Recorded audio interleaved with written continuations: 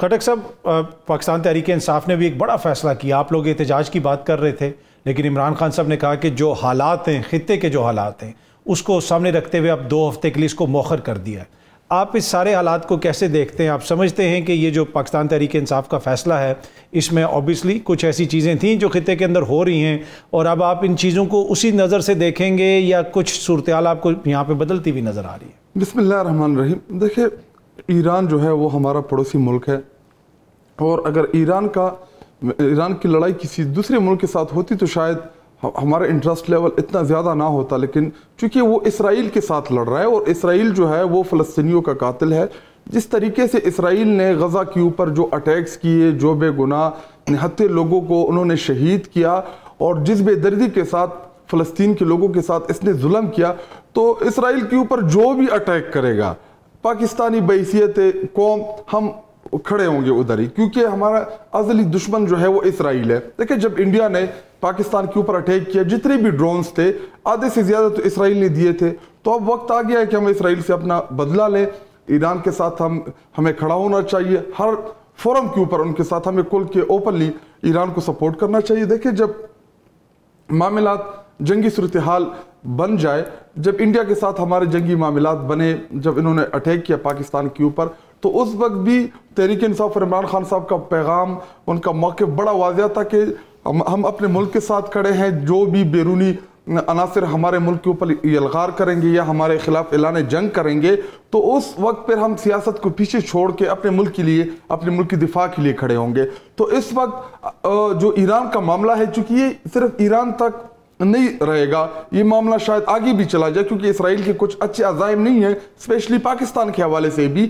تو ان تمام چیزوں کو دیکھ کے، ان کو مد نظر رکھتے ہوئے، ہم نے تحریک انصاف نے، عمران خان صاحب نے یہ فیصلہ کیا ہے کہ 2 ہفتے تک ہم اپنے تمام پولیٹیکل جو ہماری ایکٹیویٹیز ہے یا جو ہماری تحریک ہے، ہم اس کو فی الحال پوسپون کرتے ہیں. جب حالات بہتر ہوں گے یا جو انٹرنیشنلی جو حالات، جو صورتحال پیدا ہوگی، اس کے مطابق پھر ہم دوبارہ فیصلہ کریں گے. خٹک صاحب، تحریک انصاف اس سارے معاملات پہ کہاں پہ کھڑی ہے؟ اگر امریکہ چاہتا ہے کہ وہاں پہ رجیم چینج ہو، بہت سارے سیاسی معاملات بھی ہیں، ایک طرف آپ کی حکومت کے ساتھ بھی لڑائی چل رہی ہے، حکومت کے خلاف احتجاج والی بات بھی ہو رہی ہے، پھر یہ بھی مسئلہ آ گیا ہے. کیا کلیئرٹی ہے جماعت کے اندر؟ اس چیز پہ ڈسکس ہوتا ہے کہ کیا ہو رہا ہے خطے کے اندر؟ ایک بات تو بڑی واضح ہے کہ اسرائیل کے حوالے سے عمران خان صاحب کا، تحریک انصاف کا بڑا ہی واضح موقف ہے. کچھ دوست کہہ رہے ہیں ٹویٹ نہیں آیا ابھی تک. دیکھیں، وہ جیل میں ہے. اگر اتنی کمزور حکومت ہے کہ آپ کو عمران خان کی ٹویٹ کی ضرورت ہے، آپ کو عمران خان کی بیانیہ کی ضرورت ہے، اگر آپ کو عمران خان کے ذریعے پوری دنیا میں ڈپلومیسی کرنی، تو پھر کیوں جیل میں رکھا ہے اس کو؟ وہ ایک بندہ جیل میں گلے ایسے کر رہے جیسے، مطلب اگر آپ مجھ سے یہ سوال کریں کہ آپ کیوں نہیں کر رہے، تو ایک تک بنتا ہے وہ جیل میں ہے. دیکھیں، اس تک بہت سی چیزیں نہیں پہنچتی جب تک ملاقاتیں انہوں نے بند کرا دی. کل ہی ان کی بہنیں ملی ہیں. دیکھیں، پولیٹیکل لیڈرشپ مل نہیں رہی، اور اس کے باوجود گلے ایسے کرتے جیسے عمران خان حکومت میں بیٹھا ہو. اگر آپ پوچھتے یا تحریک انصاف کا موقف پوچھتے ہیں اس حوالے سے، تو جو قائد اعظم محمد علی جناح کا جو فرمان تھے اسرائیل کے حوالے سے کہ ہم نہ اسرائیل کو اسٹیٹ تسلیم کرتے ہیں، نہ یہ ان کی سرزمین ہے، یہ فلسطینیوں کی ہے، یہ بیت المقدس ہے، یہ ہماری مقدس، یہ ہمارا قبلہ اول رہا ہے. تو اس کے حوالے سے تو ہمارا بڑا ہی واضح موقف ہے. رہی بات، دیکھیں، اگر جب افغانستان کے اوپر امریکہ نے اٹیک کیا، تو اس وقت بھی اگر پرویز مشرف ایبسلیوٹلی نہ بول دیتا، تو آج یہ حالات نہ ہوتے جو افغانستان میں ہوئے، یا جو ہمارے 70-80 ہزار لوگ اس میں شہید ہوئے، ہمارے فوجی جوان شہید ہوئے، ہمارے عام سیویلین شہید ہوئے. اس جنگ کی وجہ سے آج وہ تمام چیزیں، آج بھی ہم خیبر پختونخوا کے لوگ بھگت رہے ہیں، کیونکہ ہم جنگ میں جب فریق بنے. دیکھیں، ہم نے کسی بھی جنگ کا حصہ نہیں بننا. رہی بات امریکہ کی، دیکھیں، کچھ چیزیں آپ نے بڑے طریقے سے ہینڈل کرنی ہوتی ہے. جب تک آپ اپنے قوم کے لیے، آپ اپنے خودداری کے لیے سٹینڈ نہیں لیں گے، تو آپ کی کوئی عزت نہیں کرے گا. عمران خان صاحب نے بھی تو ایبسلیوٹلی ناٹ بولنا چاہیے تھا. اگر اس جنگ میں امریکہ ہمیں شامل ہونے کے لیے کہے، یا ہمیں اسرائیل کے خلاف استعمال ہونے کے لیے کہے، تو ہمیں اسٹریٹ اوے ایبسلیوٹلی ناٹ بولنا چاہیے. دیکھیں، سیاست بہت سی چیزیں وہ ہم پیچھے رکھیں گے، لیکن جب پاکستان کی خودداری کی بات آئے گی، جب ریاست پاکستان کی عزت کی بات آئے گی، تو ہمارے ساتھ جو پچھلے 2.5-3 سالوں میں جو ظلم جو جبر جو ہمارے لیڈرشپ کے ساتھ ہوا, جو ہمارے کارکنان کے ساتھ ہوا, وہ چیزیں ہم پیچھے رکھ کے ہم اپنی ریاست پاکستان کے ساتھ کھڑے ہوں گے. ٹھیک. کھٹک صاحب آپ نے سنا ہے, اب انہوں نے کہا جی میں نے ٹکٹ جمع کرایا تھا لیکن پھر بھی مجھے آزاد ڈکلیئر کیا گیا. کیا آپ بھی آزاد الیکشن لڑ کے آئے تھے؟ آپ نے ٹکٹ جمع کروایا تھا, آپ کے اوپر کیا معاملہ بنا؟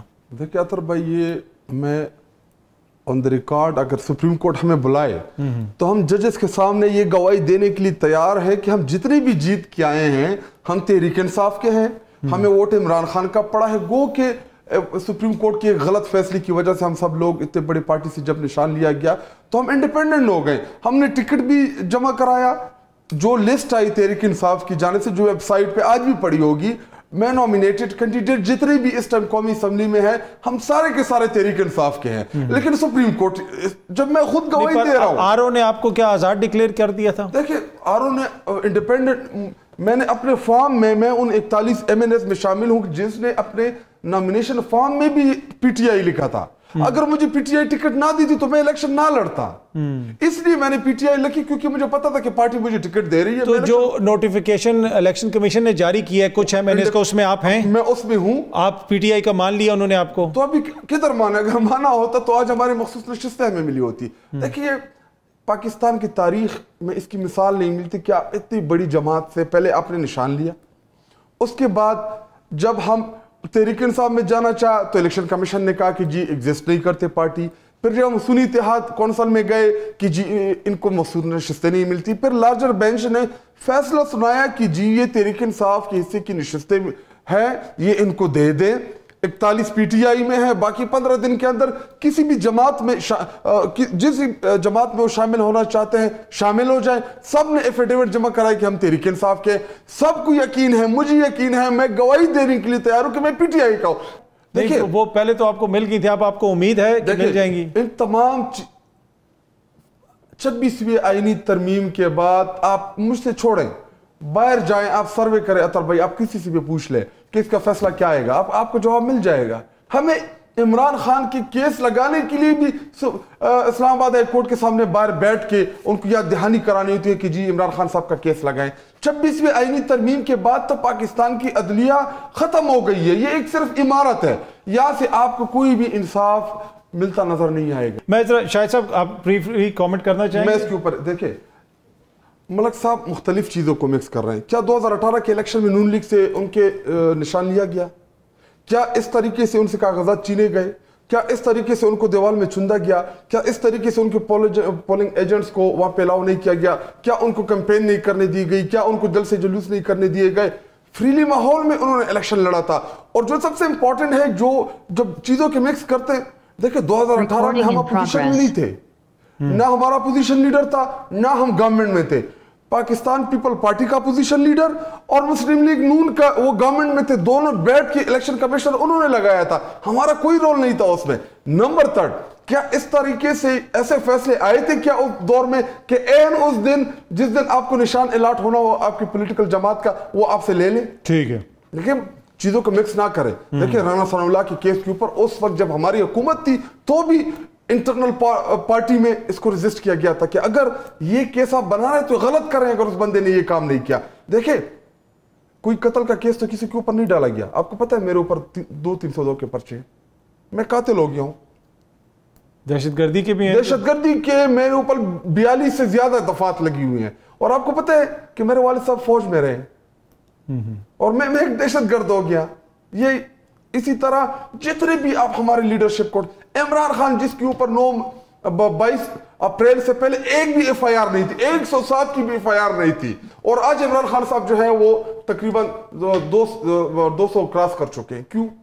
کیا وہ دہشت گرد ہو گیا ان 2-2.5 سالوں میں؟ عمران خان نے کوئی گملہ توڑا ہے, شیشہ تک نہیں توڑا اس نے. دیکھیں ان چیزوں کو مکس نہ کریں. جو تحریک انصاف کے ساتھ ہوا اس کی مثال نہیں ملتی پاکستان کی تاریخ میں. یہ کہتے ہیں کہ جی نواز شریف یا اس کے خاندان کے ساتھ ہوا, ایک بھی کیس ہمارے دور حکومت میں نہیں بنا, سارے کے سارے پاکستان پیپل پارٹی نے بنائے تھے. جتنی بھی چیزیں تھی یہ تو ہمارے دور حکومت میں نہیں ہوئی تھی.